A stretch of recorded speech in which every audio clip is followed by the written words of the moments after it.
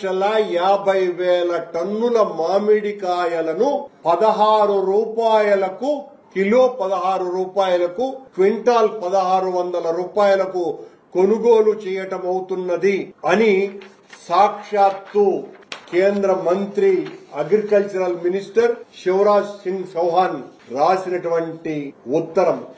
కేంద్ర ప్రభుత్వం కూడా మార్కెట్ ఇంటర్వెన్షన్ స్కీమ్ కింద మీరు కూడా సహాయపడండి అని కేంద్ర ప్రభుత్వం లేఖ రాసింది. లేఖ రాస్తే దాని మీద కేంద్ర ప్రభుత్వం ఈ స్కీమ్ లో కర్ణాటకలో మామిడి కొంటామని చెప్పి ఒక జీవో నిర్ణయించారు. ఆ జీవో ఏంటి?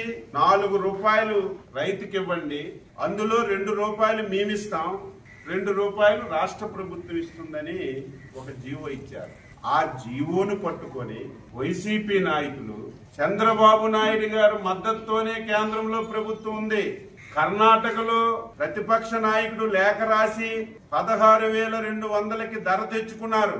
రాష్ట్ర ప్రభుత్వం ఆ ప్రయత్నమే చేయలేదు అని ఇష్టానుసారంగా పచ్చి అబద్ధాలు మాట్లాడుతున్నారు. ఆంధ్రప్రదేశ్ ప్రభుత్వమే ముందు కేజీకి 4 రూపాయలు ప్రకటించి రైతుకి మేలు చేస్తున్న విషయం ఈ దుర్మార్గులు ఒక్కసారి తెలుసుకోవాలి.